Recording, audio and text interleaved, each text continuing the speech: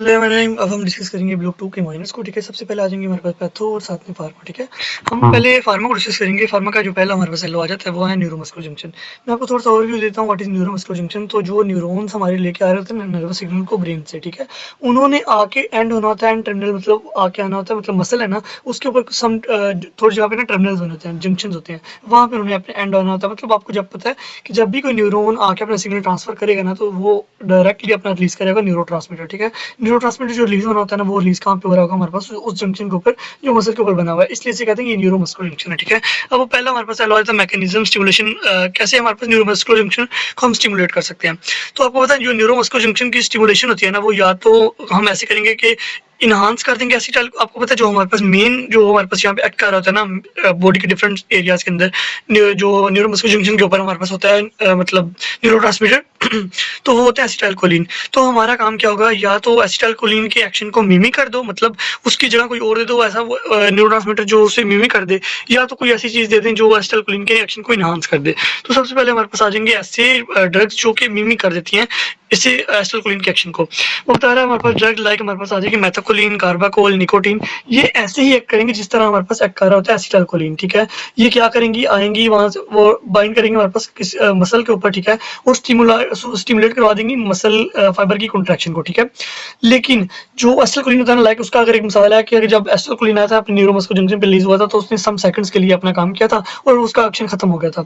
लेकिन उनकी बजाय एसिटाइलकोलिन की बजाय जब ये आएंगे ना तो तकरीबन ये क्या करेंगे कि हमारे पास उसे उसके एक्शन को प्रोलॉन्ग कर देंगे, मतलब आधा आधा घंटा घंटा घंटा कॉन्ट्रैक्शन ही रहेगी। ठीक है, these drugs resist the degradation. देखें कि एसिटाइलकोलिन आमतौर पे टूट जाता था ना, कोई एस्ट्रेज आके तोड़ देता था, तो ये क्या करेंगे हमारे पास उसे टूटने नहीं देंगे। ओके, मैकेनिज्म क्या करेंगे, ये अपना काम करेंगे कैसे, ये लोकलाइज डिपोलराइजेशन कर देंगे। ठीक है, जिसकी वजह से क्या होगी, मसल बहुत ज्यादा कॉन्टैक्ट करेंगे, मसल का स्पैज्म हो जाएगा। ठीक है, और बहुत ज्यादा एक्शन पोटेंशियल मूव करेंगे। देन आ जाएगी हमारे पास ऐसी ड्रग्स जो एसिटाइलकोलिन एस्ट्रेज इनएक्टिवेटर है, मतलब उन्होंने अब इस पहले हम पढ़ के हैं कि जिन्होंने मिमिक करना था एक्शन ऑफ एसिटाइलकोलिन, अब हम वो पढ़े हैं जिन्होंने इनएक्टिव ही कर देना एसिटाइलकोलिन को। देखिए जिन्होंने मिमिक किया था उसने थोड़ी देर के लिए मिमिक किया था और बाद में खुद चली गई थी। लेकिन ऐसी ड्रग जिसने आके एसिटाइलकोलिन स्टेज जिसने एसिटाइलकोलिन को भी तोड़ना है, उससे जब हम वो दे देंगे ना तो वो एक्शन और ज्यादा प्रोलॉन्ग हो जाएगा, क्योंकि अब एसिटाइलकोलिन को तोड़ने वाला है चीज नहीं है, तो वो अपना एक्शन बहुत देर तक परफॉर्म करवा सकती है। ठीक है, ड्रग्स में लाइक न्यूस्टिगमिन, फाइजोस्टिगमिन, ठीक है, ये हमारे पास कुछ ड्रग्स आ जाएंगे, डाईआइसोप्रोपाइल फ्लोरोफोस्फेट वगैरह ड्रग्स आ जाएंगे। ठीक है, ये इनका काम क्या होगा कि हमारे पास इनएक्टिव कर देंगे एसिटाइलकोलिन स्टेज को। ठीक है, तो जिसकी वजह से क्या हो जाएगा कि देखिए एसिटाइलकोलिन टूटेगा नहीं न्यूरोमस्कुलर जंक्शन के ऊपर, तो वो तो एक तो बहुत ज्यादा उसकी एक्युमुलेशन होती रहेगी जिसके नतीजे में बहुत ज्यादा मतलब मसल की कॉन्ट्रैक्शन होगी leading to the muscle spasm. ठीक है, ड्यूरेशन की बात करेंगे तो नियोस्टिगमिन एंड फाइजोस्टिगमिन है ना, ये हमारे पास सेवरल घंटों तक कॉन्ट्रैक्शन काज करवा सकते हैं। लेकिन डाईआइसोप्रोपाइल फ्लोरोफोस्फेट की बात करेंगे ना तो ये हमारे पास हफ्तों तक के लिए करवा सकता है, मतलब कि एसिटाइलकोलिन को इनहिबिट, और एक हफ्ते हफ्ते हमारी कॉन्ट्रैक्शन तकरीबन होती ही रहेंगी। ओके, अब हम बात करेंगे, ये तो ऐसी ड्रग पड़ी है जिन्होंने कोई एसिटाइलकोलिन को स्टिमुलेट किया। ठीक है, अगर हम बात करेंगे drug blocking neuro muscular transmission, पिछले वाले में पढ़ा था कि वो ट्रांसमिशन हो रही थी, अब हम पढ़ेंगे कि ऐसी ट्रांसमिशन है ये जिसके अंदर हमारे पास ब्लॉक हो जाएगी, ट्रांसमिशन होगी ही नहीं। तो उसमें हम दो कैटेगरीज में डिवाइड कर लेंगे, एक होंगे डीपोलराइजिंग, एक होंगे हमारे पास नॉन डीपोलराइजिंग। अगर हम नॉन डीपोलराइजिंग की बात करेंगे ना हमारे पास, तो हम कह देंगे ये ऐसे ब्लॉकर्स होंगे लाइक इसमें ट्यूबोक्यूरेन आ जाता है। ठीक है, रैकुरोनियम आ जाता है, वैंकुरोनियम आ जाता है हमारे पास। ठीक है, मीवाक्यूरियम आ जाता है। तो ये सारी ड्रग्स हैं जिन्होंने नॉन डिपोलराइज करवा के न्यूरोमस्कुलर जंक्शन को ब्लॉक करना है।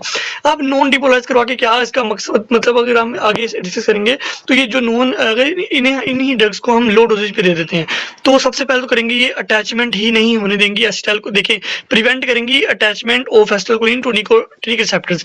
मतलब अब एसिटाइलकोलिन चाहे आ भी गया, वहां से ब्रेन से सिग्नल आया, हमारे पास रिलीज भी होगा एसिटाइलकोलिन, वो अपने रिसेप्टर के ऊपर बाइंड ही नहीं करेगा। जब वो बाइंड नहीं करेगा तो डिपोलराइजेशन नहीं होगी, तो इस वजह से मसल कॉन्ट्रैक्शन ही नहीं होगी।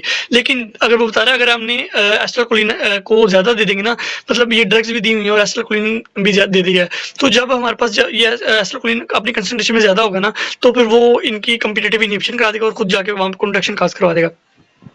लेकिन अगर हम इन्हीं ड्रग्स को हाई डोज पे दे देते हैं ना, तो ये कंप्लीटली ब्लॉक करवा देती हैं एंड प्लेट को, जहाँ पे मतलब न्यूरोमस्कुलर जंक्शन को कंप्लीटली ब्लॉक करवा देती हैं और कंप्लीटली तौर पे ही ट्रांसमिशन नहीं होने देती है। ओके, अब हम डीप देखें, वो बता रहा है कि हमारे पास लेकिन इनका इफेक्ट हम ओवरकम नहीं कर सकते अगर एसिटाइलकोलिन बढ़ा भी दें। ठीक है, अब आ जाता है डीपोलराइजिंग न्यूरोमस्कुलर जंक्शन। उन्होंने तो हमने बात किया था कि उन्होंने कंप्लीटली ब्लॉक करवा दिया था, लेकिन ये काम क्या करेंगे, ये लेकिन इनमें सुक्सिनाइलकोलिन वगैरह ड्रग्स आ जाती हैं।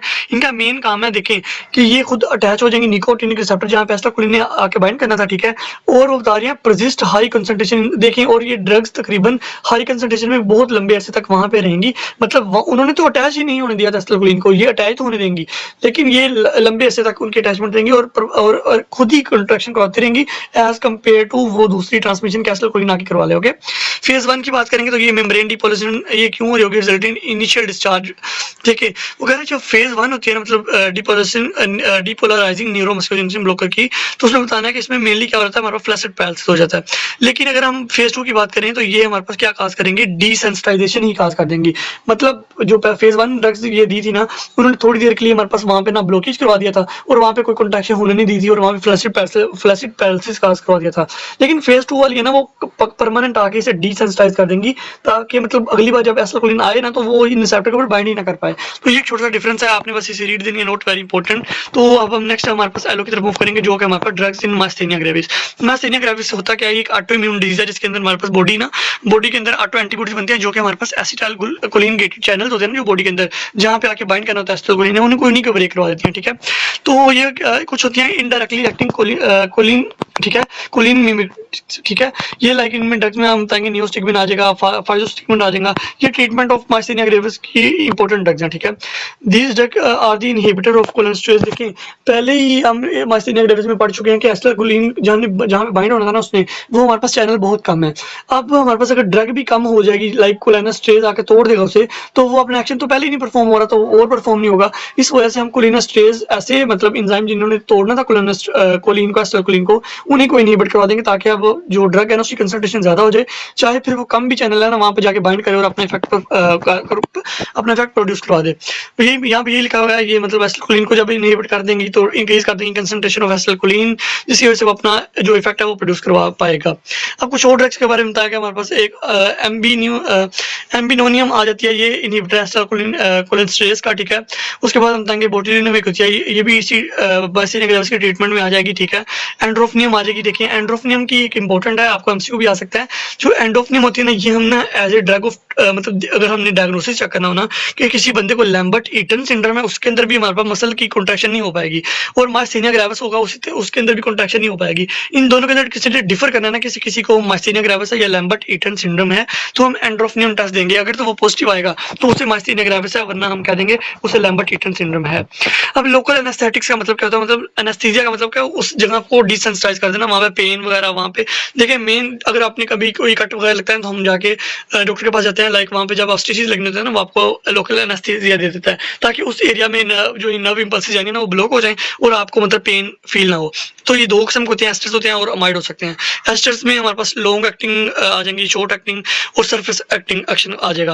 अमाइड्स में भी लॉन्ग एक्शन और साथ में आ जाएगा मीडियम एक्शन। इनके नाम एक बार जस्ट रीड कर लें। ठीक है, अब लोकल एनेस्थेटिक्स कैसे वर्क करेंगे, ये हमारे पास वोल्टेज जो डिपेंडेंट सोडियम चैनल होते हैं ना, उन्हें करवा देती हैं ब्लॉक। ठीक है, ये रिड्यूस कर देंगे, जब ब्लॉक हो जाएंगे वो चैनल ही, तो सोडियम आयन अंदर की तरफ मूव नहीं कर पाएगा, जिसकी वजह से डीपोलराइजेशन नहीं हो पाएगी, और वो ब्लॉक करवा देगी कंडक्शन ऑफ एक्शन पोटेंशियल। और जब एक्शन पोटेंशियल ही नहीं आएगा तो हमारे पास वो आगे ट्रांसमिशन नहीं होगी। ठीक है, एपिनेफ्रिन, अब देखिए वो जब भी कहता है हम लोकल एनेस्थेटिक्स देते हैं ना, तो एपिनेफ्रिन को मिक्स कर देते हैं, ताकि फिर जो लोकल एनेस्थेटिक है ना उसका जो ड्यूरेशन ऑफ एक्शन है ना, क्योंकि जो एपिनेफ्रिन है ना उसने करवा देनी है वैसोकंस्ट्रिक्शन, जिस वजह से वो उस जो ड्रग है ना उसका एक्शन बढ़ जाता है। ठीक है, वो लंबे अरसे तक रह पाती है। अब कौन से फैक्टर हैं जो कि हमारे पास अफेक्ट कर रहे होते हैं रिसेप्टर की असेस टू रिसेप्टर्स के, ये ड्रग्स जो दे रहे हैं ना वो अपने रिसेप्टर तक असेस कर लें। तो सबसे पहले लिपिड सोलुबल ड्रग जो होंगी, आपको पता है लिपिड सोलुबल है, तो वो मोर रैपिडली ट्रांसफर अपनी जगह पे जाकर बाइंड कर सकती हैं। नॉन आयोनाइज और आयोनाइज में देखेंगे तो जो आयोनाइज ड्रग होती है ना, आपको पता है वो इजीली जाके बाइंड कर जाती हैं as compare to non ionize drug. ठीक है, उसके बाद बताएंगे रिसेप्टर अफिनिटी की बात करेंगे, तो ये डिपेंड कर रहा होगा स्टेट डिपेंडेंसी या यूज डिपेंडेंसी के ऊपर। ठीक है, स्टेट डिपेंडेंसी के ऊपर बात करेंगे, ये देखिए जब हमने वो ड्रग दी ना, मतलब कोई भी लोकल एनेस्थेटिक दे दिया, तो हम अगर तो वो रिसेप्टर रेस्टिंग स्टेज के ऊपर है, ओपन रिसेप्टर्स हैं या इनएक्टिव हुए हुए रिसेप्टर, तो वो उसके स्टेट के ऊपर डिपेंड कर रहा होगा जो ड्रग आ रही होगी। यूज डिपेंडेंट की बात करेंगे, देखिए similar to the sodium channel, देखिए यूज डिपेंडेंस की बात करेंगे तो तो ये जैसे हम sodium channel blocker anti arrhythmic drugs देते हैं ना, उनकी तरह का ही इनका एक्शन होगा। मतलब ये भी क्या खास करेंगी, सोडियम चैनल को ब्लॉक करवा देंगी और मतलब उनको फिर वो आराम आराम से मतलब वो अपना काम करेगी। मतलब वो अपना जो एक्शन पोटेंशियल आना था ना वो आएगा ही नहीं, और अगर आएगा भी तो बहुत स्लोली आएगा। वोल्टेज डिपेंडेंस की बात करेंगे तो the affinity of receptor is influenced by, देखें मैंने पहले बताया कुछ फैक्टर्स होते हैं जिनके ऊपर हमारे पास ये डिपेंड कर रहा होती है ड्रग्स के बाइंडिंग। तो उनमें सबसे पहले हम रिसेप्टर्स को डिस्कस करें तो रिसेप्टर के पहले तो हम स्टेट को पढ़ा कि वो किस स्टेट में पड़े हुए हैं। यूज डिपेंडेंस मतलब हम पहले भी यूज करते हैं कि हम अभी भी खाली फर्स्ट टाइम यूज कर रहे होते हैं, ठीक है। अगर हम वोल्टेज डिपेंडेंस की बात करेंगे तो वो जो रिसेप्टर है वो वोल्टेज गेटेड है, वहाँ पे वोल्टेज प्रेजेंट है कि नहीं है, ठीक है। अब देखें फैक्टर इन्फ्लुएंसिंग लोकल एनेस्थेटिक, देखिए पहले हम रिसेप्टर्स की एक्टिविटी को इफेक्ट पड़ा ड्रग्स का। अब हम पढ़ रहे हैं एसिड मतलब ड्रग्स, मतलब ऐसे ड्रग्स जिन्होंने मतलब जब बाइंड करना था जाके रिसेप्टर्स के ऊपर, तो वो लोकल एनेस्थेटिक्स हैं, उनकी एक्टिविटी को कौन कौन इन्फ्लुएंस कर सकता है, ठीक है। उसके हम सबसे पहले बात करेंगे effect of firing rate on fibre blocking, ठीक है। तो हम बताएंगे रैपिडली फायरिंग, देखिए जो हमारे पास रैपिडली फायरिंग फाइबर्स होते हैं ना वो जल्दी ब्लॉक हो जाते हैं एज कम्पेयर टू जो स्लोली फायरिंग फाइबर्स होते हैं, ठीक है। उसके बाद हम बताएंगे अगर हमारे पास वहाँ पे इंट्रासेलुलर एक्स्ट्रासेलुलर पे पोटेशियम की कंसंट्रेशन ज़्यादा है ना, तो वो जो हमारा लोकल एनेस्थेटिक है ना वो इजीली बाइंड कर पाएगा अपनी जगह पे, ठीक है। उसके बाद अगर हम सोडियम चैनल और ब्लॉकर और एंटी एरिथमेटिक ड्रग्स की बात करेंगे ना, कि सोडियम चैनल ब्लॉकिंग और साथ में एंटी एरिथमेटिक ड्रग्स की बात करेंगे, तो वो सेम दोनों के मतलब देखें लोकल एनेस्थेटिक्स और जो हमारे पास एंटी एरिथमेटिक ड्रग्स है इनका सेम एक्शन होगा। कैसे? दोनों ने हमारे पास वोल्टेज डिपेंडेंट सोडियम चैनल को ही ब्लॉक करवाना है, ठीक है। लेकिन दोनों की एप्लीकेशन डिफरेंट है। लोकल एनेस्थेटिक्स को हम पेन सेंसेशन को ब्लॉक करवाने के लिए दे रहे होते हैं, और एंटी एरिथमेटिक ड्रग्स को जब हार्ट का एरिथमिया हो रहा था तब दे रहे होते हैं, ठीक है। क्लिनिकल इंप्लीकेशन की बात करेंगे तो हम बताएंगे जो लोकल एनेस्थेटिक्स है ना, इन्हें हम देखें वो ये हाईली लिपिड सोलबल होने चाहिए, आयोनाइज्ड होने चाहिए, इनकी रिसेप्टर जो एफिनिटी होती है ना वो हाई होनी चाहिए, ठीक है।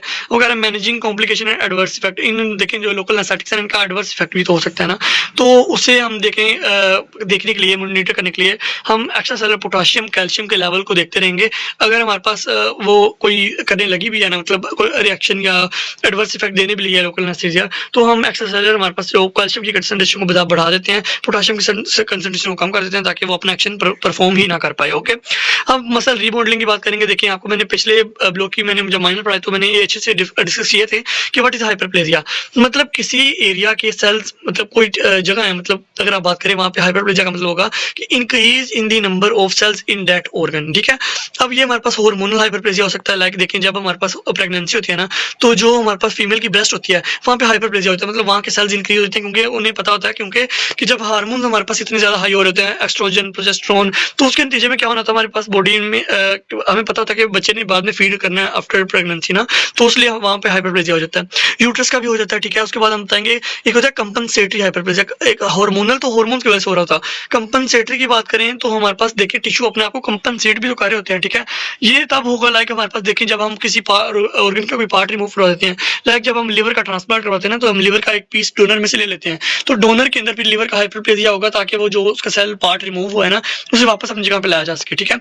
उसके बाद हम बात करेंगे पैथोलॉजिकल हाइपरप्लेजिया, ये हमारे पास कोई पैथोलॉजिकल कंडीशन में होगा, वो दोनों हमारे फिजियोलॉजिकल कंडीशन में हो रहे थे। इसमें क्या होगा हमारे पास देखें जब हमारे पास ये एक्सेसिव हमारे पास जब स्टिमुलेशन हो रही तब हो रहा होता है, ठीक है। वरना आफ्टर नॉर्मल मेंस्ट्रुअल साइकिल जब हो जाती है ना, तो यूट्राइन जो एपिथेलियल प्रोलिफरेशन होती है ना वो ब्लॉक हो जाती है, ठीक है। तो वो बता रहा है कि हमारे पास लाइक एक एग्जांपल दे रहा है बिनाइन हमारे पास prostatic hyperplasia, sometimes different hormones के अंडर लाइक एंड्रोजन्स के ना इन्फ्लुएंस के अंडर क्या होता है कि जो प्रोस्टेट ग्लैंड होता है ना उसका साइज बढ़ जाता है, इससे हम कहते हैं प्रोस्टैटिक बिनाइन हाइपरप्लेजिया, जिसके अंदर प्रोस्टेट का साइज बढ़ गया है जो कि यूरिन के फ्लो को ब्लॉक करवाएगा। अब आगे हम पढ़ेंगे हाइपरट्रोफी के बारे में। हाइपरट्रोफी की बात करेंगे तो हम बताएंगे अगर देखें सेल का जो ऑर्गन है उसका साइज बढ़ जाए लेकिन सेल्स का नंबर ना बढ़े, तो साइज बढ़ने को हाइपरट्रोफी कहते हैं। फिजियोलॉजिकल हमारे पास जब हमारे पास देखें प्रेगनेंसी में यूट्रस की हाइपरट्रोफी हो जाती है, जब हम कोई जिम वगैरह जाते हैं तो मसल में से काम करते हैं तो मसल की हाइपरट्रोफी हो जाती है। पैथोलॉजिकल बात करेंगे लाइक जब हमारे पास ऐसे पेशेंट होते हैं ना जिनके अंदर हाइपरटेंशन होती है, उनके अंदर हार्ट की हाइपरट्रोफी हो जाती है। एट्रोफी में लाइक देखें कि वो जो ऑर्गन है उसका साइज छोटा हो जाए, ठीक है, या मतलब कोई उससे वर्क हम ज्यादा लें, या हमारे पास इनर्वेशन उसकी कोई लॉस हो जाए, या कोई एंडोक्राइन स्टिमुलेशन उसके अंदर ज्यादा लॉस हो जाए हो, उसके बाद कोई एजिंग के साथ साथ, तो हम बताएंगे एट्रोफी होता है कि सेल श्रिंकेज या उसका साइज छोटा हो रहा है, ओके। उसके बाद हमारे पास आ जाएंगे हमारे पास ये कुछ और फैक्टर बताए गए हैं। लियोमायोमा, लियोमायोमा हमारे पास एक ना समझ लेंगे न्यूप्लाज्म है, मतलब बिनाइन ट्यूमर है हमारे पास मसल का, ठीक है। इसमें मेनली वगैरह जेनेटिक म्यूटेशन हो सकते हैं जीन्स के अंदर, इनका नाम बस रीड कर लें, याद करने की जरूरत जरूरत नहीं है। ओके, हम बताएंगे हमारे पास कहाँ पे हो सकता है, ये मायोमेट्री में हो सकता है, एंडोमेट्री में हो सकता है, और साथ में सिरोजा में भी हो सकता है। कहाँ पे? यूट्रस के अंदर। ओके, अब मैं इसकी माइक्रोस्कोपिक अपीयरेंस क्या होगी, जस्ट 2-4 चीजें याद रखनी है और कुछ इसमें से याद नहीं रखने वाली चीज। तो हम जस्ट बताएंगे यहाँ वहाँ पे फेसिकल्स प्रेजेंट होंगे। ओके, उसके बाद हमारे पास वहाँ पे सेलुलैटरी मतलब हाइपरप्लेजिया हुआ होगा, और ट्यूमर है ना हमारे पास वो अनकंट्रोल्ड भी है, तो वहाँ पे हाइपरप्लेजिया होना है। ओके, उसके बाद हम बताएंगे वहाँ पे ट्यूमर सेल्स कौन से हो सकते हैं। देखें, वो हम बता सकते हैं हमारे पास उनका जो साइज और शेप यूनिफॉर्म हो, क्योंकि बिनाइन है ना, तो उनकी साइज और शेप यूनिफॉर्म होगी। ठीक है, उनके जो न्यूक्लाई होंगे वो ओवल होंगे, उनके एंड ब्लंट होंगे। ठीक है, साइटोप्लाज्म की बात करेंगे तो जो कैंसरस सेल होंगे ना, उनके जो इयोजिनोफिलिक उनका साइटोप्लाज्म होगा। ठीक है, वहाँ पे माइटोटिक एक्टिविटी नहीं नजर आती है हमारे पास। सेकेंडरी चेंजेस की बात करेंगे तो जो हाईलाइन मतलब चेंज होता है ना वहाँ पे, मतलब वह या हाईलाइन काटने के वहाँ पे डीजनरेशन स्टार्ट हुई होगी। देखिए कि सारी की सारी जो एनर्जी है, एक्टिविटी है ना, प्रोटीन्स वगैरह वो यूज कर रहे हैं माइटोटिक जो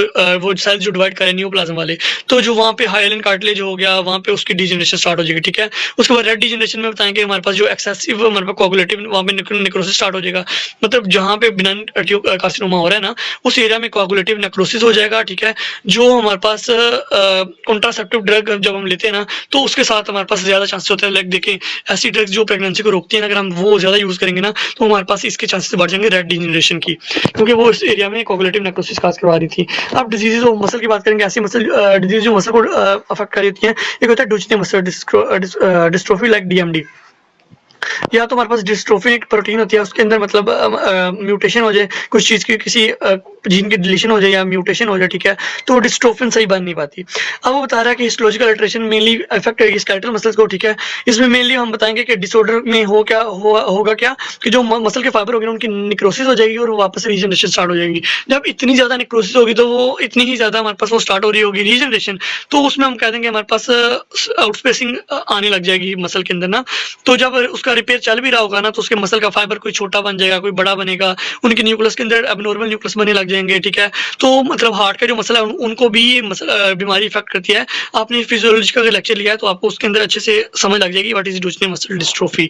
अगर हम हिस्टोलॉजिकल देखेंगे इस मायोपैथी को, इसके अंदर हो क्या रहता है, तो मसल फाइबर के अंदर पहले देखेंगे उनकी या तो एट्रोफी हो जाती है या हाइपरट्रोफी हो जाती है। ठीक है, इन्फ्लेमेशन की बात करेंगे तो आपको पता है वहाँ पे इन्फ्लेमेशन बढ़ जाएगी वहाँ पे, क्योंकि वहाँ पे बहुत ज्यादा लिम्फोसाइट वगैरह, माइक्रोफेजेस वगैरह, न्यूट्रोफिल वगैरह मूव कर रहे होंगे इस बीमारी के अंदर मसल्स के अंदर, तो हम कह देंगे वहाँ पे इन्फ्लेमेशन बढ़ जाएगी। मसल का फाइब्रोसिस भी बहुत ज्यादा हो रहा होगा। ठीक है, अब हम बताएंगे रीजनरेटिव चेंजेस, मैंने पहले बताया कि वो जो नए बन रहे होंगे या तो उनका साइज छोटा हो जाएगा।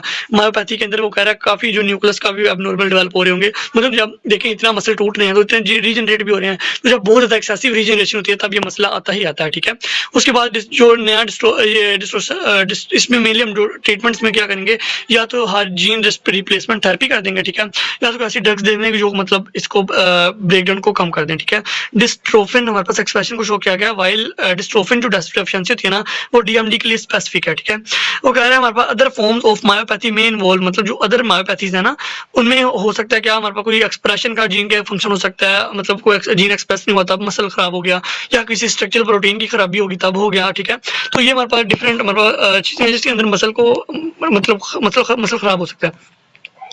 अब बोन की डिजीज पड़ते हैं, सबसे पहले ऑस्टियोपोरोसिस आ जाती है। ऑस्टियोपोरोसिस क्या होती है, मतलब जो बोन की मिनरल डेंसिटी है ना वो किसी तरीके से कम होने लग जाए, मतलब ऑस्टियोपोरोसिस इज बोन डिजीज जिसके अंदर जो बोन का मिनरल मैस होता है ना वो डिक्रीज करने लग जाता है। ठीक है, जिसकी वजह से बोन वीक हो जाती है और इजीली ब्रोक हो सकती है। ठीक है, हिस्टोलॉजिकल चेंजेस देखेंगे तो जब हिस्टोलॉजिकल बेसिस देखेंगे ना तो जो हमारे पास होती है ना ऑस्टियोपोरोसिस, ये नॉर्मली हमारे पास वो बता रहे जो नॉर्मल बोन होती है ना उसकी उनके अंदर से हमारे पास वो कम होने लग जाती है। क्या कम होने लग जाती है, क्वांटिटी कम हो जाती है बोन्स की, मतलब उसके हम कहते हैं कि उनके अंदर जो हमारे मिनरल पड़े होते हैं वो कम हो जाते हैं। लाइक मेनली हो रहा होता है उन फीमेल्स के अंदर लाइक जिनका मीनोपोज होता है। मीनोपोज होता क्या है, मतलब एक एज आती है 45 ईयर तक फीमेल की जब उन्हें मेंस्ट्रुअल साइकिल आना बंद हो जाती है, उस एज में कहते हैं ये मीनोपोज हो गया होगा। ठीक है, तो पोस्ट मीनोपोजल ये मेनली होता क्यों है मीनोपोज, जब एस्ट्रोजन की डेफिशिएंसी हो जाती है। तो जब पोस्ट मीनोपोज चल रहा होगा ना तो हमारे पास क्या होगा, ऑस्टियोपोरोसिस स्टार्ट हो जाएगा, जिसे हम कह देंगे सेंसाइल ऑस्टियोपोरोसिस, जिसकी वजह से बोन हमारी होंगी वो बड़ी वीक हो जाएंगी। ठीक है, उसके बाद जाएंगे बोन के जो पोर्शन होंगे वो उनकी वहाँ पे ऑस्टियोक्लास्टिक एक्टिविटी स्टार्ट हो जाएगी, बोन जो थिन थिन हो जाएंगी, अपना जो मेनली इंटरकनेक्शन है वो लूज कर देंगी। क्लिनिकल फीचर देखेंगे तो जो पेशेंट आएगा उसे लोर्डोसिस होगा, काइफोसिस मतलब जो वर्टिब्रल काफी फ्रैक्चर्स होने लग जाएंगे उससे ना, तो उनके फीमर की नेक होगी वो मोबाइल हो जाएगी, पेल्विस स्पाइन होंगी, वहाँ पे एम्बोलिज्म वगैरह स्टार्ट हो जाएगा। तो ये सारी चीजें आपने याद रखनी है। ऑस्टियोपोरोसिस तो मैंने आपको पढ़ा दिया। अब आ जाती है ऑस्टियोपेट्रोसिस। ऑस्टियोपेट्रोसिस मतलब इसमें कहते हैं कि ये ब्रिटल बोन डिजीज है। इसमें क्या हो रहा है, मतलब जो बोन देखिए corrected by reduce bone resorption and diffuse symmetric skeletal sclerosis. Mainly क्या हो रहा है, इनमें जो बोन की रीअब्डक्शन होती है ना आमतौर पे तो हो रही होती है, लेकिन वो ही कम हो जाती है। मतलब देखिए जो बोन की ऑस्टियोक्लास्टिक एक्टिविटी होती है ना वो जब डिक्रीज कर जाएगी ना, तो जो बॉडी का ऑस्टियोक्लास्ट जब एक्टिविटी नहीं करेंगे तो जो बोन होंगी वो भी देन भी वीक हो जाएंगी। तो हम करेंगे कि ऑस्टियोपेट्रोसिस है। ओके, हिस्टोलॉजिकल बेसिस देखेंगे, मेनली कोई जीन की हमारे पास म्यूटेशन हो रही होती है। हमारे पास यहाँ पे जीन लिखे गए हैं TC1 RG1, तो ये जीन जब हमारे पास इनकी म्यूटेशन होगी तब ये हमारे पास हो रहा होगा। तो जस्ट इसे रीड करें, नोट वेरी इंपॉर्टेंट। ऑस्टियोपेट्रोसिस के बारे में नहीं पूछा था, मेनली ऑस्टियोपोरोसिस के बारे में आपसे पूछा जाता है। उसके बाद बात करेंगे हमारे पास histological basis of the bone repair. देखिए एक बोन फ्रैक्चर हो गया है तो उसे रिपेयर कैसे होगी, ठीक है। सबसे पहले लाइक एक्सीडेंट होता है, लाइक वहाँ पे बोन फ्रैक्चर हो जाता है, टूट जाते हैं, ठीक है। उस एरिया के अंदर इन्फ्लेमेटरी फेज उसे कहेंगे ये आ रही है, जिसके अंदर हमारे पास हीमाटोमा मतलब जो टूटे हुए सेल्स है ना बोन के, वो उस एरिया के जो न्यूट्रोफिल वगैरह मतलब देखें हीमोटोमा बनेगा कैसे, देखें वो बता भी रहा है कि वहाँ के जो ब्लड वेसल्स होंगी वो जो वहाँ से बोन के इंजरी के बाद टिश्यूज होंगे ये सारे आपस में इकुमुलेट होने लग जाएंगे। और वहाँ पे जब हमारे फाइब्रोब्लास्ट वगैरह ये डिफरेंट फैक्टर्स की वजह से मूव करेंगे ना तो डिफरेंट हमारे पास ग्रोथ फैक्टर्स रिलीज करेंगे। लाइक हमारे पास ट्यूमर ग्रोथ फैक्टर आ जाएगा, FGF आ जाएगा, इंटरल्यूकिन आ जाएगा, जिसकी वजह से डिफरेंट हमारे पास WBC वगैरह की मूवमेंट होगी। तो इस एरिया में जब वो इतने ज्यादा आएंगे ना तो वो अकुमुलेट होकर हमारे पास हीमाटोमा की फॉर्मेशन काज करवा देंगे, ठीक है। उसके बाद हमारे पास सॉफ्ट टिश्यू कैलस फॉर्मेशन के बारे में बताया कि हमारे पास देखें जब हमारे पास हीमाटोमा बन जाएगा ना देन हमारे पास वहाँ पे ऑस्टियोप्रोजेंटर सेल्स वगैरह डिवाइड होंगे जल्दी जल्दी से, ताकि वहाँ पे जो नई बोन की फॉर्मेशन स्टार्ट करवाई जा सके। तो नई बोन की फॉर्मेशन के लिए सबसे पहले सॉफ्ट टिश्यू कैलस की फॉर्मेशन स्टार्ट हो जाती है। ओके, देन हमारे पास वहाँ पे हार्ड कैलस बनना है, ठीक है। लाइक ऑस्टियोप्रोजेंटर सेल्स होंगे ना वो डिपोजिट करेंगे, हमारे पास वहाँ पे वोवन बोन मतलब न्यू बोन की डिपोजिशन स्टार्ट हो जाएगी, ठीक है। वहाँ पे परपेंडिकुलर और कोर्टिकुलर एक्सेस दोनों के अंदर, ठीक है। देन वहाँ पे फिर पहले कार्टिलेज का मॉडल बनेगा, ठीक है। मेसेनकाइमल सेल डिफरेंशिएट होंगे कॉन्ड्रोसाइट के अंदर, जो वहाँ पे एक हाईलाइन कार्टिलेज का एक मॉडल बना देंगे, ठीक है। देन फिर वहाँ पे कैलस कैसे बनेगा, वहाँ पे डिपोजिट होंगे कैल्शियम वगैरह, फॉस्फेट वगैरह, डिफरेंट आयन डिपोजिट होंगे। देन फिर वो बोनी कैलस बन जाएगा। ओके, रिमॉडलिंग स्टेज के बारे में हम पढ़ेंगे। देखें जब हमारे पास बोन बन चुकी होती है तो उसने अपनी ओरिजिनल जो शेप में वापस आना होता है तो हम कहते हैं ये हमारे पास रिमॉडलिंग फेज है, ठीक है। जिसके अंदर एक्सेस फाइबर टिश्यू कार्टिलेज वगैरह जो बना होता है ना उसे हमने रीअब्सॉर्ब करवाना है, ताकि वहाँ पे बोन का किसी मतलब देखें वहाँ पे जितना बोन सेल अकुमुलेट हुए ना वो रिमूव हो जाए, ताकि जो एक्स्ट्रा बोन बनी हो ना वो वहाँ से रिमूव की जा सके। ओके, इसलिए बोन की पहले रीअब्सॉर्प्शन होती है, देन उसकी शेप जो होती है ना पहले वाली उसे रिस्टोर कर दिया जाता है। ओके, ये आपके पास फ्लो चार्ट बना हुआ है, आप खुद रीड कर लें, जस्ट वही है जो मैंने आपको पढ़ा दिया है। ओके, उसके बाद हमारे पास आ जाएगा हमारे पास न्यू एलो डिजीज ऑफ कार्टिलेज की। कार्टिलेज की डिजीज क्या होती है वो कह रहे हैं हमारे पास जब कार्टिलेज की डिजीज में सबसे पहले कार्टिलेज जब टूट जाता है तो उसे रिपेयर कैसे करना है वो ये पूछना चाह रहा है। तो हमने कहना है जब हमारे पास मेनली आर्टिकुलर कार्टिलेज का स्ट्रक्चर क्या होता है। आर्टिकुलर कार्टिलेज वो कार्टिलेज होता है जो हमारे पास दो बोन के दरमियान पड़ी होती है, ठीक है। Articular cartilage mainly highline variety के होते हैं, ठीक है। ये हमारे पास कवर कर रहे होते हैं बोन के एंड्स को, ठीक है। इसके अंदर मेनली कॉन्ड्रोसाइट्स वगैरह होंगे और दूसरे लाइक टाइप 2 कोलिजन होगा और डिफरेंट प्रोटीओग्लाइकन वगैरह पड़े होंगे। लाइक अब कार्टिलेज डैमेज होता है सबसे पहले रिस्पॉन्स क्या होगा इंजरी का, तो कार्टिलेज के अंदर जो अपनी सेल्फ रिपेयर प्रॉपर्टी होती है ना बहुत कम होती है, वो अपने आप को रिपेयर नहीं कर सकता क्योंकि उसकी जो ब्लड सप्लाई होती है ना वो बहुत लिमिटेड सी होती है। तो सेल रिस्पॉन्स क्या करेंगे जब कार्टिलेज डैमेज होगा ना, देखिए आपको वहाँ पे कॉन्ड्रोसाइट वगैरह टूटे हुए पड़े होंगे, तो वहाँ पे सबसे पहले वहाँ पे स्टार्ट होगा मतलब टिश्यू रिपेयर। वहाँ पे हमारे पास डिफरेंट हमारे पास मेसेनकाइमल सेल आएंगे, बोन मैरो से वो आएंगे और आके डिवाइड करेंगे ताकि वहाँ पे कार्टिलेज को रिपेयर किया जा सके। अब एक्स्ट्रा सेलुलर मैट्रिक्स रिमॉडलिंग होती है, मतलब देखें अब जब इंजरी हो जाती है ना तो हमारे पास एक्स्ट्रा सेलुलर मैट्रिक्स की पहले रिमॉडलिंग स्टार्ट होती है, क्योंकि वहाँ पे बहुत ज्यादा हमारे पास डर्बिस वगैरह पड़ा होता है, क्योंकि कार्टिलेज टूटा है ना तो उसके छोटे छोटे पार्टिकल्स वहाँ पड़े होंगे तो पहले उनको ठीक करना होता है। तो फाइब्रो कार्टिलेज वो जिसके अंदर टाइप 1 कोलिजन होता है ना उसके अंदर हमारे पास लेस प्रोटीओग्लाइकन होते हैं as compare to hyaline cartilage, तो वो उस एरिया के अंदर जाएगा, वहाँ पे जाकर टिश्यू रिपेयर स्टार्ट करेगा पहले फाइब्रो कार्टिलेज, देन फिर वहाँ पे हाईलाइन कार्टिलेज आएगा और अपना डिपोजिट होना स्टार्ट हो जाएगा। ओके, फिर वहाँ पे एंजियोजेनेसिस न्यू वेसल्स की डेवलपमेंट होगी ताकि हमारे पास जो एरिया टूटा हुआ है वहाँ पे नए से नए इंफ्लेमेटरी सेल लाए जा सकें, ग्रोथ फैक्टर लाए जा सकें जो कि वहाँ पे इंजरी साइड पे हमारे पास न्यू ग्रोथ करवा सकें। ओके, मैचुरेशन एंड रीमॉडलिंग को बात करेंगे, देखें अब जब हमारे पास वहाँ पे वेसल्स भी डेवलप होगी, हमारे पास डिफरेंट टिश्यूज भी आ गए, मतलब डिफरेंट सेल्स भी आ गई जिन्होंने रीमॉडलिंग करवानी थी, तो हमारे पास जो फाइब्रो कार्टिलेज होता है ना वो बीइंग रिप्लेस हो जाता है, वहाँ पे चेंज होता है हाईलाइन कार्टिलेज के साथ, क्योंकि वहाँ पे मेनली आर्टिकुलर कार्टिलेज ही हाईलाइन कार्टिलेज है, तो वहाँ पे हाईलाइन कार्टिलेज आ जाएगा। इस वो प्रोसेस के अंदर मेनली क्या हो रहा होगा, जो मेसेनकाइमल सेल होंगे ना कॉन्ड्रोसाइट्स वगैरह वो हमारे पास डिपोजिट करेंगे न्यू हाईलाइन कार्टिलेज को और रिप्लेस कर देंगे ओल्ड फाइब्रस कार्टिलेज को, ठीक है। लॉन्ग टर्म आउटकम की बात करेंगे, while cartilage repair can occur जब हो भी जाता है, लेकिन फिर भी वो अपना 100% अपनी जो पहले की जैसे थी मतलब एबिलिटी थी ना, वो रिस्टोर नहीं कर सकता, क्योंकि यहाँ की ब्लड सप्लाई मैंने आपको पहले भी बताया था वो कम होती है। तो फिर उससे चांसेस होंगे ये कार्टिलेज जो रिपेयर हुआ है ना, वो इजीली अगली बार जब कुछ स्ट्रेस आएगा तो वो टूट सकता है। नेक्स्ट हमारे पास एजिंग कैलोज आ जाएंगे, ठीक है। एजिंग के अंदर मतलब हमारे पास डिफरेंट टेबल्स हैं जिससे हमें रीड ही देनी है इन्हें आपको, क्योंकि इनके बारे में पहले से ही पता है। तो सबसे पहले हमारा बोन की बात करेंगे, जब देखें 20 साल से 30 साल के होते हैं ना, तो हमारे पास बोन का मैस बहुत ज़्यादा मतलब हाई होता है। तो हमने उसे मेंटेन कैसे करना है, देखिए इंप्लीकेशन मैनेजमेंट कैसे करनी है। विटामिन डी लेते रहेंगे, रेगुलर वेट बेरिंग एक्सरसाइज करते रहेंगे ताकि बोन स्ट्रॉन्ग रहे।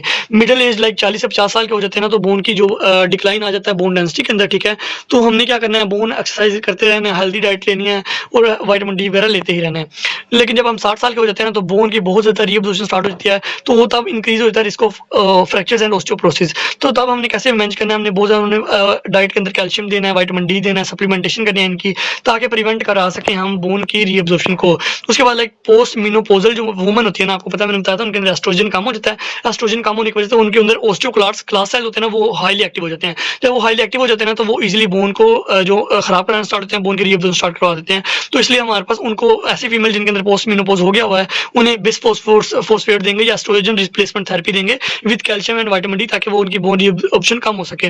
मेन जिनके अंदर देखिए बुढ़ापे में टेस्टोस्टेरोन भी कम हो जाता है, तो उनके अंदर भी ऑस्टियोक्लास्ट सेल बहुत ज़्यादा एक्टिव हो जाते हैं, तो उनके अंदर भी सेम यही रेजीम अपनाएंगे। लाइक उन्हें कैल्शियम देंगे, लाइफस्टाइल मॉडिफिकेशन करवा देंगे, विटामिन डी सप्लीमेंटेशन करेंगे ताकि उनकी बोन बॉडी ठीक रह सके। सेम सारा अप्लाई कर दें अपनी कार्टिलेज के ऊपर भी। लाइक 20 साल के अंदर होते हैं ना हमारे पास कार्टिलेज बहुत हाईली रेजिस्टेंट होते हैं, उसके अंदर काफ़ी पावरफुल कार्टिलेज होता है। तो हमने मेंटेन कैसे करना है, हमें अपने डाइट को फोकस करेंगे, ठीक है। उसके बाद हेल्दी एक्सरसाइज करते रहेंगे और वेट बेरिंग एक्सरसाइज करते रहेंगे, ठीक है। मिडिल एज में जाकर 40 से 50 साल की उम्र के अंदर ना कार्टिलेज जो होते हैं उनमें भी डिक्लाइन आना स्टार्ट हो जाते हैं, ठीक है। तो हम क्या करेंगे, हमारे पास ऐसी एक्सरसाइज करेंगे, ठीक है, जिसके अंदर कार्टिलेज लेस इन्वॉल्व हो, या वेट मैनेजमेंट अपनी करेंगे अगर वेट बढ़ा है किसी बंदे का। उसके बाद हम डिफरेंट स्ट्रेटजीज अपनाएंगे, लाइक जॉइंट पेन वगैरह को रिड्यूस करने के लिए डिफरेंट पेन किलर्स भी ले लेंगे। लाइक जब 60 साल से हम बंदे ज़्यादा हो जाते हैं ना, तो उनका सिग्निफिकेंट लॉस होने लग जाता है कार्टिलेज, क्योंकि हमारे पास ओस्टियोक्लास्टिक एक्टिविटी होती है, तो हमारे पास कार्टिलेज की भी रीअब्जॉर्प्शन स्टार्ट हो जाती है। तो हमने कैसे करना है, उनको एनर्जेटिक देनी है, फिजिकल थेरेपी देंगे ताकि उनकी ना बोन मूवमेंट में रहे, क्योंकि तब उस एज में जाके ना बंदे काम करना छोड़ जाते हैं, अपने एक जगह पड़े रहते हैं, पड़े रहने की वजह से उनकी बोन और वीक हो जाती है। तो उन्हें कहना है थोड़ा सा काम करते रहें, और डिफरेंट हमारे पास उन्हें एडवाइसेस वगैरह टेक्निक्स बतानी है कि आपने इस तरीके से अपने आप को बचा सकते हैं। पोस्ट मेनोपॉजल वुमन के अंदर मैंने बताया था ऑस्टियोक्लास्टिक एक्टिविटी बढ़ जाती है, ठीक है, उनके अंदर फिर चांसेस बढ़ जाते हैं कि उन्हें ऑस्टियोआर्थराइटिस वगैरह या डिफरेंट हमारे पास बीमारियां हो जाएं। तो इसलिए हम उन्हें हार्मोन रिप्लेसमेंट थेरेपी देंगे, एस्ट्रोजन देते रहेंगे ताकि वो ठीक हो जाए। मेन की बात करेंगे, ऐसे मेन जिनके अंदर टेस्टोस्टेरोन की डेफिशिएंसी होती है, तो हम उन्हें मेनली यही देंगे, मतलब उन्हें टेस्टोस्टेरोन देंगे, हार्मोन रिप्लेसमेंट थेरेपी करेंगे ताकि उनके अंदर एक्टिविटी कम हो सके।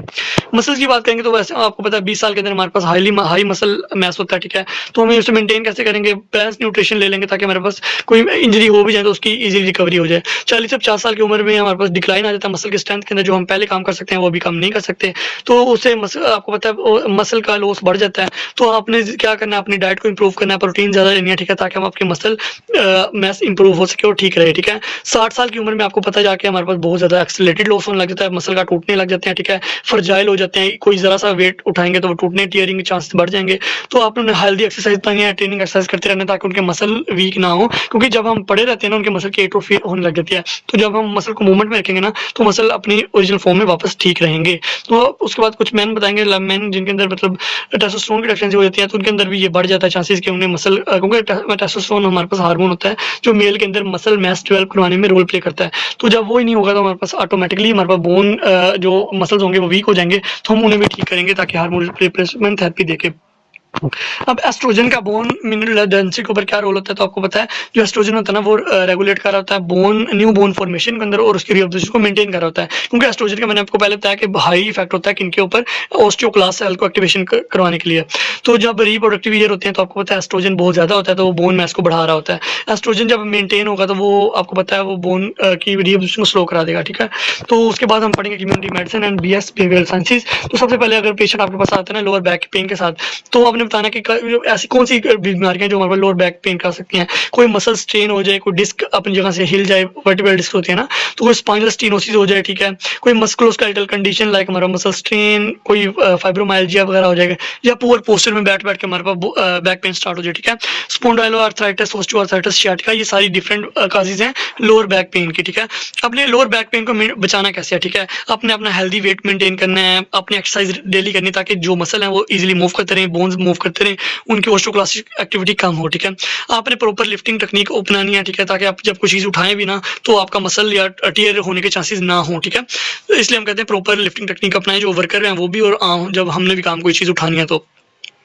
अब देखिए जब हम काम कर रहे होते हैं या ऑफिस वगैरह में होते हैं तो हम अपना पोस्चर ठीक करके नहीं बैठते, तो अपने गुड पोस्चर भी मेंटेन करना है ताकि, और ऐसे पिलो यूज करना है जिनके अंदर आपका गर्दन को स्ट्रेस ना हो, ठीक है। स्मोकिंग को छोड़ देना, स्ट्रेस मैनेजमेंट अपना लेनी है, ठीक है। अब वर्क रिलेटेड मस्कुलोस्केलेटल, देखिए हम जब काम करते हैं तो कौन से डिसऑर्डर आ सकते हैं, तो वर्क रिलेटेड मस्कुलोस्केलेटल डिसऑर्डर में ऐसे बात करेंगे ऐसी पेनफुल कंडीशंस जो कि इफेक्ट कर रही होती है हमारे मसल्स को, टेंडन्स को, लिगामेंट, नर्व, सॉफ्ट टिश्यूज को, जो कि हमारे पास आ रहे होते हैं ओवरलोड ऑफ वर्क, मतलब वर्क फैक्टर से हमारे पास आ रहे होते हैं, ठीक है। अब वर्क बर्डन क्या होता है, देखें कि हमारे पास जो हमारे पास पोज होता है, मतलब जो होते हैं वर्क रिलेटेड मस्कुलोस्केलेटल डिसऑर्डर्स, ये डिपेंड कर रहे होते हैं इंडिविजुअल के, मेनली कॉमन होते हैं किनके अंदर, एम्प्लॉयर्स के अंदर, सोसाइटी के अंदर, ठीक है, कि they are common cause of disability के हमारे पास ये वर्क रिलेटेड डिसऑर्डर हमारे पास डिसेबिलिटी काज कर देती हैं, जिसकी वजह से बंदे की प्रोडक्टिविटी भी कम होती है और हेल्थ भी। देखें बंदा जो पेन के अंदर है उसकी क्या ही जिंदगी है। एपिडर्मोलॉजी की बात करेंगे तो हमारे पास एपिडर्मोलॉजी ऑफ देखें work related musculoskeletal disorders very depend कर रहे होंगे हमारे पास किस किस्म का काम कर रहे हैं बंदे, ठीक है। तो ये कुछ फैक्टर्स होते हैं इनको डिपेंड कर रहे होते हैं, लाइक हमारे पास कोई मैन्युफैक्चरिंग कंपनीज होती हैं, कोई कंस्ट्रक्शन की कंपनी होती है, एज कम्पेयर टू देखिए मैन्युफैक्चरिंग कंपनी जो के अंदर जो लोग काम कर रहे होंगे उन्हें डिसऑर्डर कम होंगे एज कम्पेयर टू जो कंस्ट्रक्शन में काम कर रहे हैं, क्योंकि उनका वर्कलोड ज्यादा है, ठीक है। ऑफिस वर्क में और कम हो जाएंगे, और कोई डॉक्टर हैं जो आपको पता है वो तो अपने हेल्थ केयर के अंदर मौजूद है, वो उनके और कम होंगे। तो ये डिपेंड कर रहा होगा मतलब कि किस किस्म का काम कर रहे हैं, उसको कहते हैं एपिडर्मोलॉजी। अब हमारे पास रिस्क फैक्टर क्या है आपको पता है, मैं सिर्फ प्रिवेंटिव मेजर नहीं पढ़ा रहा, वो आपको पता ही है। लाइक अगर हम पोस्चर खराब करके बैठते हैं, लाइक मोबाइल चलाते हुए, ठीक है, अगर बहुत ज्यादा एक मसल को मूव पाएंगे तब आ जाएगा, लाइक फोर्सफुल एक्सर्शन, लाइक देखें जब कोई जर्क मसल हो जाए तब हमारा, हम कहेंगे मसल जर्क लग गया, तब हमारे पास ये चांसेस बढ़ जाएंगे हमारे पास न्यूरोमस्कुलर जो मतलब मस्कुलोस्केलेटल जो हमारे डिसऑर्डर है उनके चांसेस बढ़ जाएंगे। ओके, हम बताएंगे लिफ्टिंग हैवी ऑब्जेक्ट जब उन्हें प्रेस करेंगे, ठीक है, रिस्क फैक्टर है क्योंकि इनसे मस्कुलोस्केलेटल डिसऑर्डर है उनके चांसेस बढ़ जाते हैं। इनएडुकेट वर्क स्टेशन, मतलब जहाँ पे मतलब आपको पता है ना कि चांसेस हैं मेरे चोट लगने के, तो वहाँ पे वो काम नहीं करेंगे, ठीक है।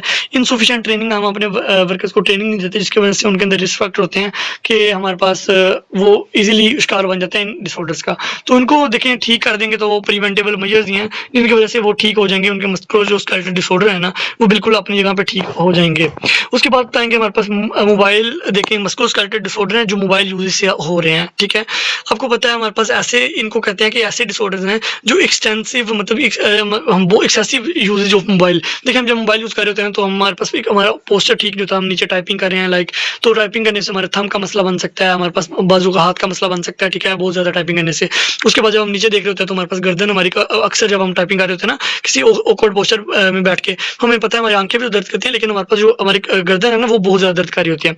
तो आपने इस चीज को बचना है, लाइक अपने आप को किस तरह बचाना है, आपको पता ही है कि कौन कौन से डिसऑर्डर हो सकते हैं, उनके ऊपर डायरेक्ट चल जाते हैं, ठीक है। हमारे पास सबसे एक होता है मोबाइल डिवाइस सिंड्रोम, ये होता है हमारे पास refers to the range of musculoskeletal issue, ऐसे मस्कुलोस्केलेटल इशू जो कि हमारे पास मोबाइल यूज से हो सकते हैं। लाइक हमारे पास रिपीटेटिव हमारे पास आ जाएंगी स्ट्रेन इंजरीज, देखिए जब गर्दन को बहुत ज्यादा मूव करते हैं ना ऊपर नीचे के लिए तो तब ये चांसेस होंगे हमारे पास, ठीक है। उसके बाद इम्प्रॉपर यूज करेंगे मोबाइल का, मोबाइल डिवाइस का, टैबलेट का, ठीक है। लाइक हमारे पास टेक्स्ट नेक एक बीमारी है, टेक्स्ट नेक, जब हम टेक्स्ट कर रहे होते हैं ना हमारे पास आपको पता है नीचे मुंह करके तो हमारी नेक का दर्द होती है, स्टिफ होने के चांसेस होते हैं, ठीक है। उसमें सिम्टम्स क्या होंगी, दर्द होगी, स्टिफनेस होगी, सोर हो जाएगी नेक, मतलब ठीक है। उसके बाद अपर बैक होगी वो दर्द करेगी, हेडेक होगा, शोल्डर पेन होगी। तो ये सारे हैं हमारे पास जब हम बहुत ज्यादा टेक्सटिंग करते हैं। तो इनकी काजेज ये हैं, जब हम टिल्ट करके टेक्स्ट कर रहे होते हैं, स्क्रीन को देख रहे होते हैं ना तो हमारे पास बहुत ज्यादा प्रेशर आ रहा होता है हमारे पास सर्वाइकल स्पाइन के ऊपर, जिसकी वजह से हमारे पास नेक मसल दर्द करते हैं। ओके, एक होता है ट्रिगर थंब, जब हम बहुत ज्यादा टाइपिंग करते हैं ना तो ये हमारे पास होता है स्टीनोजिंग टेटिनोसाइनोवाइटिस, ठीक है, जिसके अंदर थंब की इन्फ्लेमेशन रहती है, ठीक है, थंब के टेंडन्स की। उसकी मेनली सिम्टम क्या होता है, हमारे थंब के अंदर दर्द होती है, स्टिफनेस रहती है, हम क्लिक कुछ चीज को नहीं कर पाते, जब हम क्लिक करते हैं तो दर्द होते हैं, हम क्लिकिंग कर रहे होते हैं जब हमारे पास हमने टाइपिंग वगैरह करनी होती है। तो उसकी काजेज के बारे में बात करेंगे तो हमारे पास यही है, जब मोबाइल को ऐसे खोल के, क्योंकि मोबाइल आपको पता है थोड़े से छोटे होते हैं, तो जब हम पकड़ते हैं तो हमारे पास मोबाइल को ग्रिपिंग में मसला आता है, तो उस वजह से भी दर्द होने लग जाती है। जब हम बहुत ज़्यादा एक्सेसिव टाइपिंग करते हैं तब भी ट्रिगर थंब होने के चांसेस होंगे। ओके, उसके बाद आ जाएगा तो हमारे पास एक होता है डी क्विरवन सिंड्रोम, ठीक है। इसके अंदर पेनफुल कंडीशन है, ये भी हमारे पास टेंडन ऑफ थंब किया, ठीक है। इसके अंदर टेंडन ऑफ थंब और साइड ऑफ रिस्ट भी, मतलब थंब वाली जो साइड है ना वो और रिस्ट भी साथ दर्द करेगी, क्योंकि इस एरिया के टेंडन की इन्फ्लेमेशन हो जाएगी। सिम्टम्स वही पेन होगी, टेंडरनेस होगी, स्वेलिंग होगी इस एरिया के अंदर, और जब हम रिस्ट की मूवमेंट करेंगे हमें दर्द होगी। काजिज वही आपको जब बहुत ज़्यादा थंब को यूज़ करते हैं टाइपिंग के लिए, स्वीपिंग के लिए, मोबाइल को पकड़ने के लिए, ठीक है। जब हम ऑकवर्ड ग्रिप की होती है तो जब लॉन्ग अरसे के लिए, लंबे अरसे के लिए हम करते हैं ना तो हमें चांसेस बढ़ जाते हैं। कार्पल टनल सिंड्रोम अभी आपने अपर लिम्ब पढ़ी है तो आपको आइडिया है कि जब कंप्रेस हो जाए ना मीडियन नर्व, तो मीडियन नर्व की कंप्रेशन की वजह से कार्पल टनल सिंड्रोम होता है। तो उसके अंदर हमारे पास जो मीडियन नर्व होते हैं ना वो अपनी सप्लाई नहीं कर पाती, इसके बाद टिंगलिंग सेंसेशन होती है, नंबनेस होती है उसके अपनी सप्लाई वाले एरिया के अंदर, ठीक है। इसकी काजेज यही है कि जब आप बहुत ज़्यादा रिपीटेटिव मूवमेंट करते हैं अपने हाथ की, रिस्ट जॉइंट की, ड्यूरिंग स्क्रॉलिंग या टाइपिंग ऑफ मोबाइल डिवाइसेस, तो उस एरिया में जो हमारे पास होते हैं ना मतलब जॉइंट, उस एरिया में इन्फ्लेमेशन होती है, वो कंप्रेस कर देते हैं मीडियन नर्व को। ओके, अब आ जाएगा हमारे पास एर्गोनोमिक्स। एर्गोनोमिक्स क्या है? ये ऐसे लाज हैं, जब हम किसी भी कंपनी वगैरह में काम करते हैं ना तो काम करते वक्त हमें पता है, हमने वो लाज कुछ होते हैं कि वो हमारे पास प्रोवाइड करते हैं, हमारे पास जो वहाँ पे काम कर रहे हैं ना वहाँ का बंदा, तो उसके ऊपर जो वर्कलोड को मैनेज करना, ठीक है, और उस बंदे का जो पोस्चर है उसे मेंटेन करना, उसे कहते हैं, ये हमारे पास लाज है एर्गोनोमिक्स।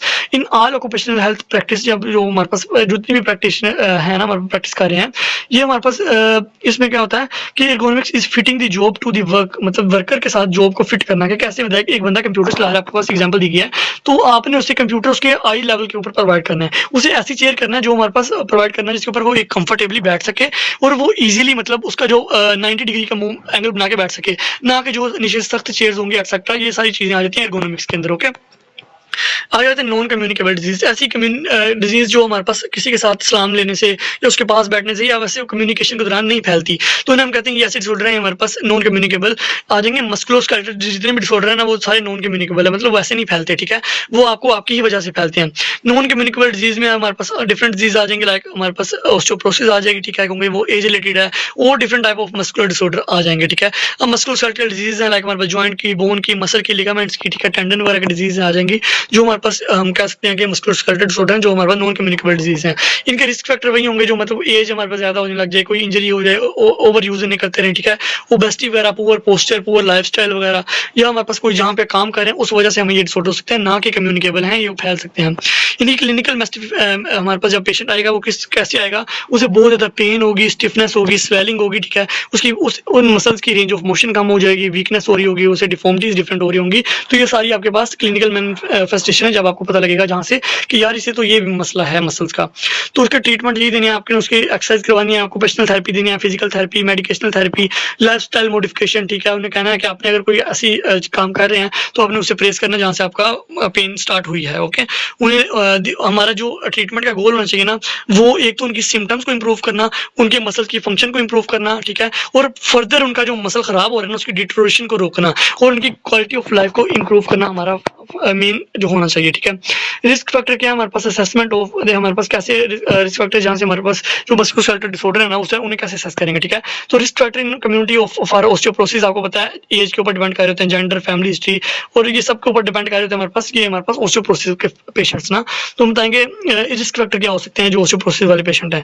अगर वो कैल्शियम कम ले डाइट में तब भी हमारे पास उन्हें ऑस्टियोपोरोसिस हो सकती है, विटामिन डी कम ले तब भी, उनका लाइफस्टाइल सेडेंटरी है मतलब वो सारा दिन बैठे रहते हैं एक जगह तब भी, स्मोकिंग करते हैं, अल्कोहल लेते हैं, तो सारे उनके रिस्क फैक्टर हैं जो कम्युनिटी के अंदर ऑस्टियोपोरोसिस काज करवा सकते हैं, ठीक है। हमने इन सबसे बचना कैसे है, लाइक ऑस्टियोआर्थराइटिस है ना, तो हमने देखिए एजिंग है तो हमने उसे क्या कहना है, उसे उसके रेगुलर फिजिकल एक्सरसाइज बतानी है। ओबेसिटी है तो उसे वेट मैनेजमेंट थेरेपी की तरफ लेके जाना है। उसे कोई जॉइंट इंजरी हुई है ना तो फिर उसे विटामिन डी वगैरह देंगे और उसे जॉइंट की एक्टिविटी करवाएंगे। रूमेटॉइड आर्थराइटिस है ना तो आपको पता जेनेटिकली भी हो सकता है, तो आपने इसका अर्ली ट्रीटमेंट मतलब पहले आपको पता है जेनेटिक्स में कॉमन है तो उसका अर्ली ट्रीटमेंट स्टार्ट करवा देना है। स्मोकिंग है तो उसे छोड़ देना है, एनवायरमेंटल ट्रिगर है तो उनसे भी बच जाना है। ऑस्टियोपोरोसिस के बारे में बात करेंगे तो हम कहेंगे एजिंग आपको पता है वक्त साथ साथ बहुत बोन की रिहेबिलिटेशन स्टार्ट होती है, तो जैसे आपकी उम्र ज्यादा लग जाए तो आप कैल्शियम और विटामिन डी सप्लीमेंटेशन स्टार्ट कर दें, अपने लाइफस्टाइल को ठीक कर लें, पुअर न्यूट्रिशन है तो अपने बैलेंस डाइट, ऐसी डाइट जिसके अंदर कैल्शियम वगैरह है वो लेना स्टार्ट कर दें।